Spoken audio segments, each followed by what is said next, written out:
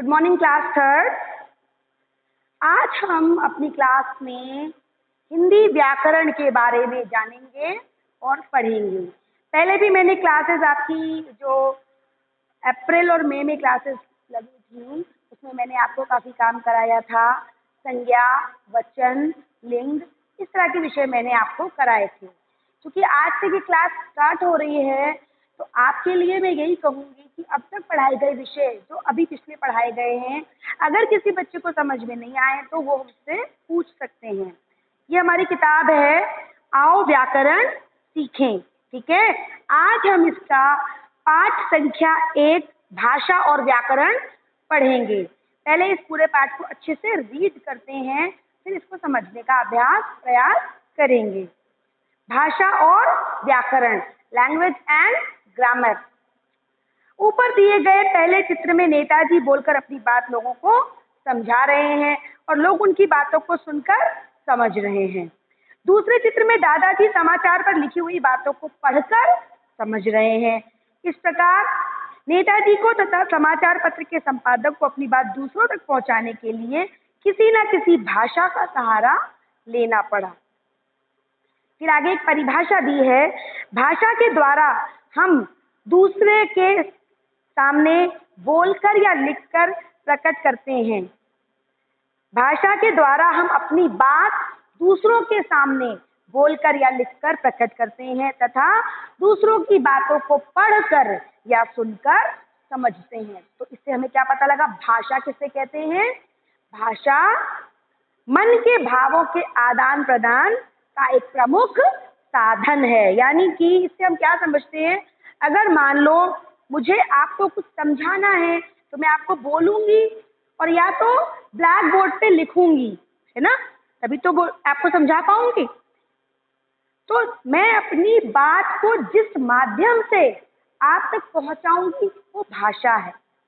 मैं अपनी बात को अपने बात को आप तक जिस माध्यम से जिस प्रकार से पहुंचाऊंगी वो क्या होगा? भाषा।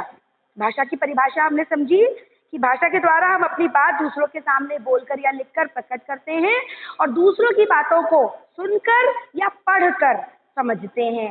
तो भाषा मन के भावों को के आदान प्रदान मतलब लेने देने, आदान प्रदान मतलब लेने देने का प्रमुख साधन है। हमारे देश में राष्ट्रभाषा हिंदी है। हिंदी हमारे देश के अधिकतर भागों में बोली जाती है। देश के अलग अलग राज्यों में अनेक भाषाएं बोली जाती हैं। कुछ राज्य और उनमें बोली जाने वाली भाषाएं इस प्रकार हैं, जैसे गुजरात में गुजराती भाषा बोली जाती है, आंध्र प्रदेश में तेलुगु भाषा बोली जाती है, तमिलनाडु में तमिल भाषा बोली जाती है, महाराष्ट्र में मराठी बोली जाती है, केरल में मलयालम बोली जाती है और उड़ीसा में उड़िया भाषा बोली जाती है। तो अब ये तो हो गए भाषा किसे कहते हैं, ये हमने समझा। अपनी बात को दूसरों तक पहुंचाने का माध्यम, जिस माध्यम से हम पहुंचाएं वो भाषा। ठीक है, लेकिन और अलग अलग राज्यों में अलग अलग भाषा बोली जाती है, ये भी हमने समझ लिया, है ना। लेकिन अब भाषा के कितने प्रकार होते हैं, कितने प्रकार की होती है, तो यहाँ पे देखिए नीचे दिया है, भाषा 3 प्रकार की होती है। 3 प्रकार की होती, पहली मौखिक, दूसरी लिखित, तीसरी सांकेतिक। अब हम इनके बारे में जानेंगे। मौखिक, लिखित और सांकेतिक भाषाएं कौन कौन सी होती हैं। मौखिक भाषा किसे कहते हैं? मौखिक भाषा कहते हैं जब हम अपनी बात बोलकर दूसरों को समझाते हैं। मतलब जैसे मैं आपको अपनी बात बोलकर ही तो समझा रही हूँ, मैं आपको इस वीडियो में बोल रही हूँ, या जब आप कक्षा में होते हैं तो मैं कहती हूँ, समझाती हूँ आपको, या कोई शैतानी करता है तो मैं उसको बोलकर ही तो डांटती हूँ, या मैं कहती हूँ कोई बच्चा खड़ा है तो मैं कहती हूँ बैठ जाओ, तो मैंने उसको बोला ना कि बैठ जाओ, तो ये क्या हुआ? ये मौखिक भाषा हुई, जो हम बोलते हैं, अपने मुंह से बोल करके दूसरों को समझाते हैं। या दूसरों की बात है, अब जैसे मैं बोलूंगी तो कोई सुनेगा भी, जैसे मैं वीडियो में बोल रही हूँ आप सुन रहे हैं, है ना, मैं बोल रही हूँ आप सुन रहे हैं, क्या सुन रहे हैं? मौखिक भाषा, है ना। जो भाषा जब हम अपनी बात लोगों को बोलकर समझाते हैं, ठीक है, और या सुनकर समझते हैं, तो उसे हम मौखिक भाषा कहते हैं। जैसे पूर्व पेज पर चित्र संख्या 1 में नेताजी अपनी बात बोलकर समझा रहे थे, ये चित्र बनाए देखिए, ये नेताजी बने हैं, नेताजी बोल रहे हैं और ये लोग समझ रहे हैं। तो ये कौन सी भाषा का उदाहरण हो गया? मौखिक भाषा का। ठीक है, आगे बढ़ते हैं। लिखित भाषा, जब हम अपनी बात लिखकर प्रकट करते हैं, जिसे लोग पढ़कर समझते हैं, उसे लिखित भाषा कहते हैं। जैसे आपके इस पाठ को अभी मैं पढ़ा रही हूँ, ओनली रीड करवा रही हूँ, तो मैं क्या कर रही हूँ? मौखिक भाषा है, आपको समझा रही हूँ, बोल रही हूँ और आप सुन रहे हैं, सुन के समझने का प्रयास कर रहे हैं, ये मौखिक भाषा होगी। अब मैं इसी पाठ के प्रश्न उत्तर जो होंगे उन्हें यहाँ पर ब्लैक बोर्ड पे लिखूंगी, उनके उत्तर, और तब आपको समझाऊंगी। सपोज अगर आप पेज नंबर 8 पर आए, पहला प्रश्न है भाषा के द्वारा हम क्या करते हैं, तो मैं यहाँ पर उत्तर लिखूंगी, भाषा के द्वारा हम विचारों का आदान प्रदान करते हैं। तो जो मैं बोल रही हूँ कि भाषा के द्वारा हम विचारों का आदान प्रदान करते हैं, तो वो क्या हो गया? मौखिक भाषा। और अगर मैं यही बात तुम्हें लिख कर बताऊं और तुम पढ़कर समझो, तो वो क्या हो गई? लिखित भाषा। ठीक है, वो क्या हो गई? लिखित भाषा। जैसे मैंने यहाँ पे लिखा है हिंदी, विषय क्या है? हिंदी व्याकरण। तो आपने हिंदी व्याकरण को मैंने लिखा और आपने पढ़ा, तब समझा। तो ये क्या हो गई? लिखित भाषा। इसी के साथ साथ तीसरा प्रकार है भाषा का, वो है सांकेतिक भाषा, संकेत के द्वारा समझाई जाने वाली भाषा। इसका उदाहरण इस तरह समझेंगे, मान लो मुझे पढ़ना लिखना नहीं आता, मैं लिख नहीं सकती और मैं बोल भी नहीं सकती। ऐसे बहुत सारे लोग होते हैं ना जो बात नहीं करते, तो मैं बोल नहीं सकती, तो मैं और मुझे आपसे कुछ कहना है। जैसे मान लो मुझे प्यास लगी है, मैं आपसे बोलूंगी मुझे पानी पिला दो, तो और मैं लिख सकती नहीं हूँ, तो जो मैं ब्लैक बोर्ड पे लिख दूंगी बेटा मुझे पानी पिला दो। या मैं बोल भी नहीं सकती, मेरे को बोलना नहीं आता, तो मैं आपसे ये भी नहीं कह सकती कि बेटा मुझे जरा पानी पिला दो। तो मैं कैसे आपसे पानी मांगूंगी? ध्यान से सोचे, कैसे मांगूंगी? इशारों से मांगूंगी। मैं कहूंगी, ऐसे करके इशारा करूंगी, मुझे पानी पिला दो, ऐसे बोलूंगी ना। या कैसे कहूंगी, मुझे प्यास लगी है, मुझे प्यास लगी है, मुझे पानी पिला दो। तो ये कौन सी भाषा हो गई? इशारे। ना हम बोले ना मैंने इस पे लिखा, तो कौन सी भाषा का इस्तेमाल किया? संकेत वाली भाषा, इशारों वाली भाषा, उसे हम कहते हैं सांकेतिक भाषा। ठीक है, जब हम इशारे अथवा हाथ के संकेतों द्वारा किसी व्यक्ति को कुछ समझाते हैं, उसे सांकेतिक भाषा कहते हैं। या जैसे मैंने इशारा किया, मोहन यहाँ आओ, ऐसे बोला ना, तो ये क्या हुआ? ये इशारा हुआ, संकेत हुआ, जिसके द्वारा कई बार मैं बोलूंगी भी नहीं, मैं कहूंगी, क्या हो गया? इशारा, यहाँ आओ। तो ये संकेत हो गया। आगे है लिपि, स्क्रिप्ट। भाषा के लिखने के ढंग को लिपि कहते हैं। हिंदी भाषा देवनागरी लिपि में लिखी जाती है, अंग्रेजी भाषा रोमन में लिखी जाती है, व उर्दू भाषा फारसी लिपि में लिखी जाती है।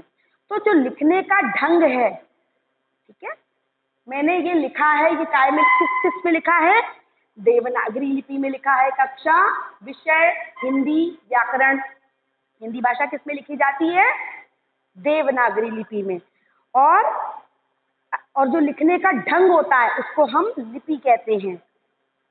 अंग्रेजी भाषा रोमन में लिखी जाती है, रोमन लेटर्स आपने पढ़े होंगे। और उर्दू भाषा फारसी में लिखी जाती है। ठीक है, आगे बढ़ते हैं। व्याकरण, ग्रामर, अगला पॉइंट है पेज नंबर 7। देखिए ये पेज नंबर 7 है।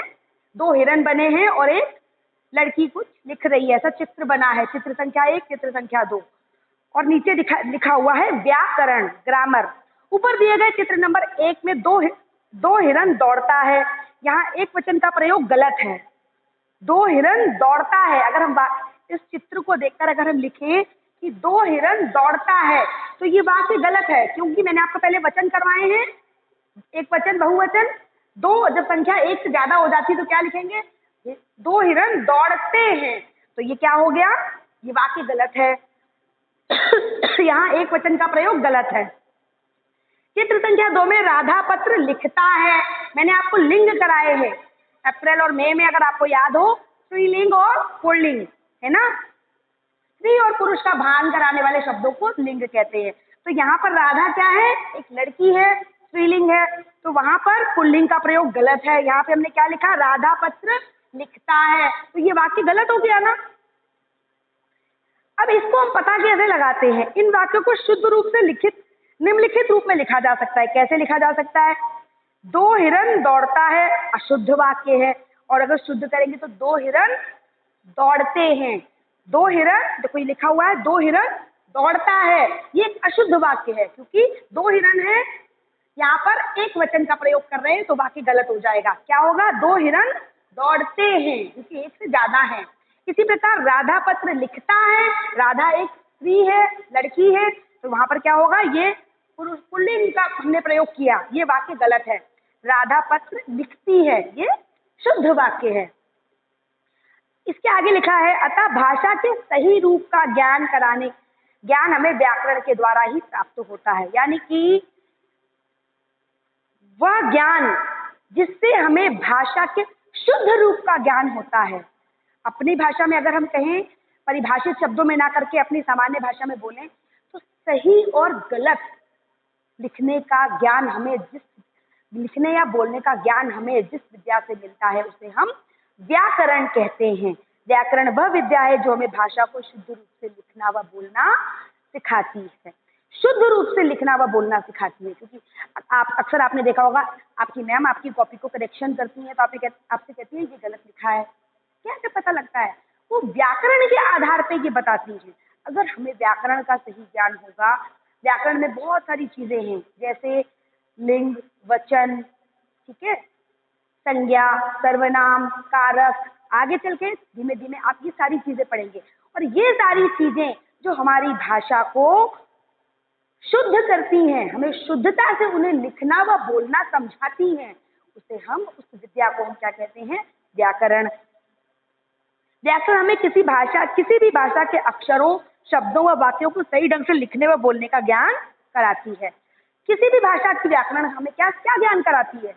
उस भाषा के अक्षरों, शब्दों और वाक्यों, ध्यान देना, अक्षरों, शब्दों और वाक्यों को सही ढंग से लिखना व पढ़ना, यानी कि सही ढंग से लिखने व पढ़ने का ज्ञान कराए। जो ज्ञान विद्या वो क्या है?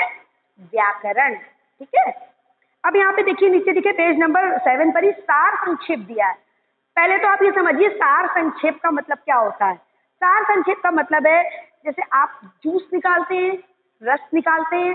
आपने मान लीजिए कि गन्ना तोड़ा, गन्ना लेकर आए पापा, और पापा ने उसका निचोड़ करके उसका जूस निकाल दिया, तो वो जूस क्या है?